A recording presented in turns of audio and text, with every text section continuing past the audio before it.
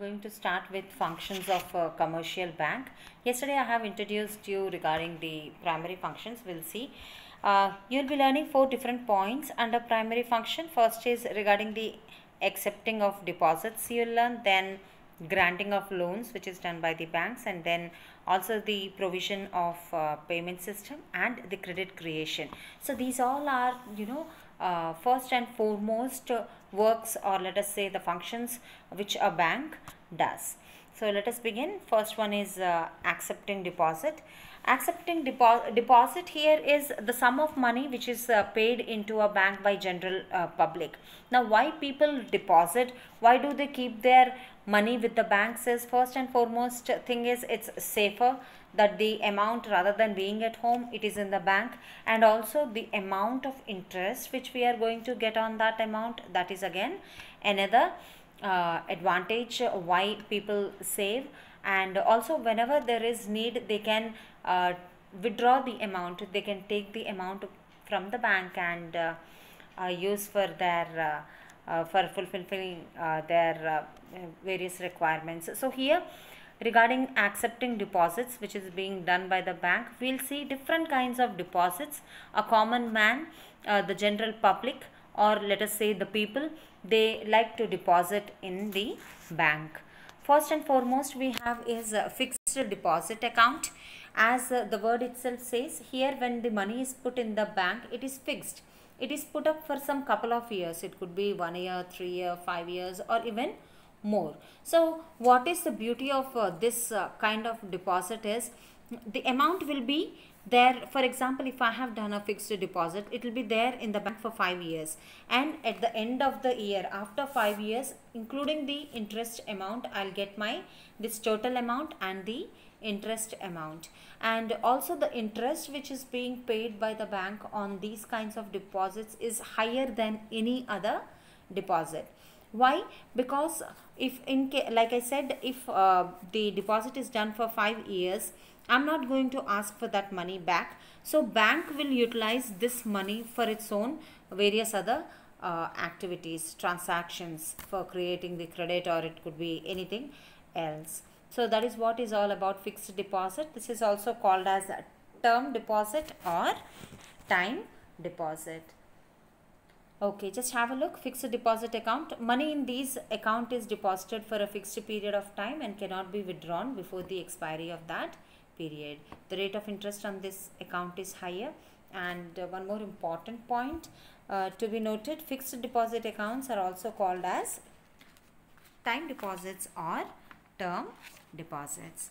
The next account we have is current deposit account. Now current means present. Now here in this kind of deposit account, when you keep your money with the bank, there is no interest provided, and mostly it is used by businessmen, the traders, who use, in a day there will be so many transactions of depositing and withdrawal. That is why the traders, the businessmen, the entrepreneurs, they take such a deposit account with the banks. So that is regarding current deposit account. And this is also known as demand deposits or demand liabilities.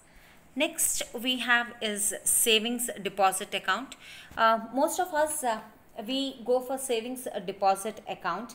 The aim of these accounts is to encourage small savings of the people. Now people, once they have enough money for their monthly expenses or whatever we say, in case if there is any amount left, they like to save it in the bank for their future purpose could be any. Okay, and there are certain restrictions regarding the withdrawal of the amount. A particular amount is there. Beyond that, the withdrawal cannot be done for a given period of time. So that is about savings account. Here also the interest is paid on the deposit. Whatever deposit except the current deposit account, interest is paid by bank on rest of the deposit accounts. The last one is recurring deposit account. Recurring means repeating. Okay, so what happens here is, when you are depositing an amount with the bank, it will be, that particular amount will be deposited repeatedly.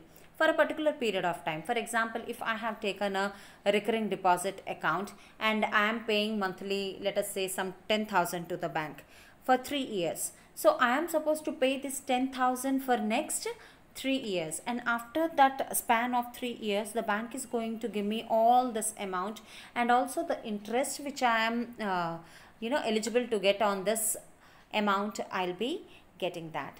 So that is a recurring deposit account. Now again, so that regular savings can be done by the people, such accounts are encouraged by the bank.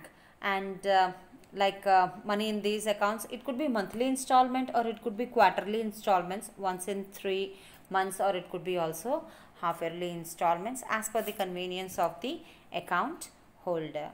So that is about recurring deposit account, dear students. So that was about our first point, accepting of deposits done by the bank. We can go for 4 kinds of account. One is saving account, we can go for recurring account or a fixed account or a current account which we can open with our respective banks. So that is regarding the deposits. The second point we have is advancing of loans. So loans is money which is borrowed to be paid back with interest to the bank. Now see the difference, very minute line over here. Deposits, we do the deposits and bank is paying the interest. Loans, we take the loan, we get the money from the bank, and because we are using that money on behalf which is provided by the bank, we are paying interest to the bank. So here in this topic you will be seeing various kinds of loans that a bank gives to the public. First and foremost is money at call and short notice. So this is this is a loan which has got the shortest period, where you take the loan, where you get the money from the bank and you are asked to repay within it could be a day or maximum a fortnight. Fortnight means in 14 days. So who takes such loan, who repay the bank in just 2 weeks? It is maximum, it is this loan transaction, it happens between interbanks, means bank to bank. In case a bank is in need of money, the nearby banks or any other bank with which they have cordial relations, they'll borrow the money and within this 2 weeks they'll repay this amount. So whichever bank has got extra amount, they will lend to the needy bank, and later on after a week or 2 weeks it will be repaid back. So that was about money at call. So whenever the bank is calling for support, and short notice, it's a very short period of time where such loans are given and taken. The next we have is cash credit. Cash credit, again, it is just for one period. Okay, so what happens whenever we are taking any cash from the bank in form of loan? When we are taking, we are asked to put a assert as in pledge, or let us say hypothecation. Hypothecation means when you are taking money from the bank will ask for a guarantee. Now to have a security. Now when we are taking so much of money from the bank, how will the bank just give away like that? It also needs a security, a confirmation that the time you have promised, you will return the money back. Otherwise, whatever you have pledged, whatever you have hypothecated, whatever you have put in security, for example, whatever security is put, bank will take the possession, ownership rights of that particular property.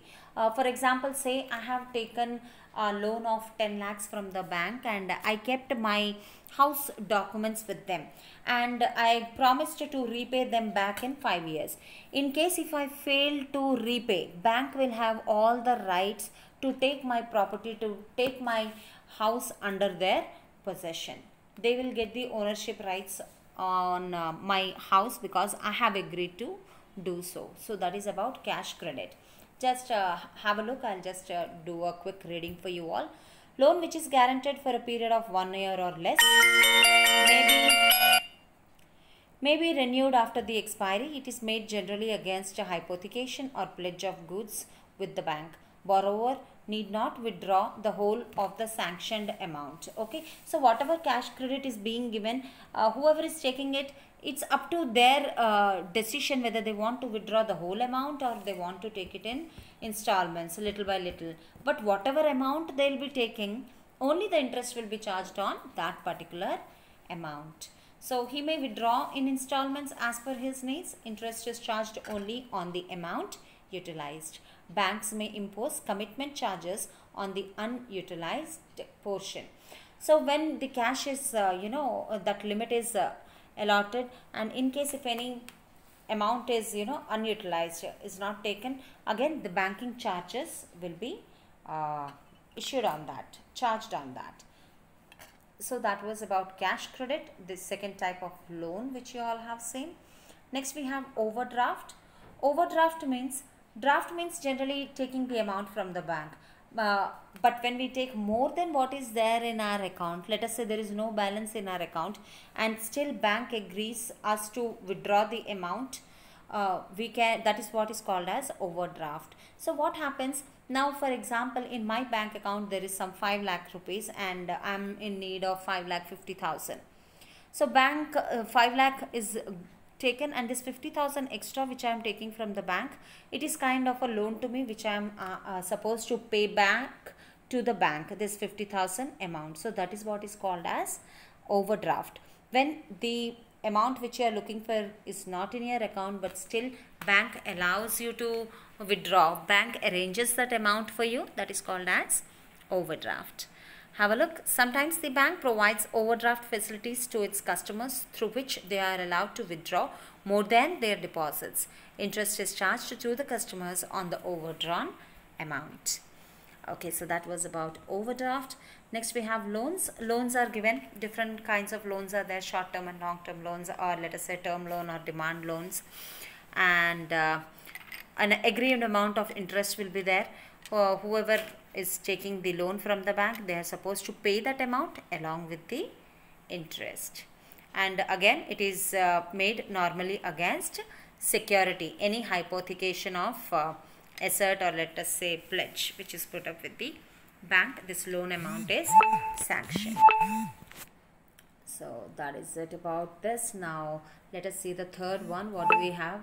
Okay, we have one more here which says that discounting of bill of exchange. Now bill of exchange, it is a credit instrument where the debtor, he agrees to pay the creditor the amount in that particular period of time. Let us say a bill is drawn for 3 months, and in case if the creditor wants the amount before this 3 months, he can take this document to the bank and take the cash. But then again the bank will take the minimum charges, and then it will pay the creditor the amount on the bill. So again this is one more important service which is being done by the banks, that is discounting of bill of exchange.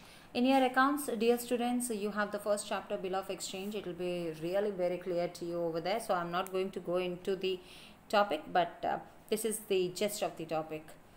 Alright, so next, third point we have is provision of a payment system. Now banks they have provided very good provision system, that is a payment system.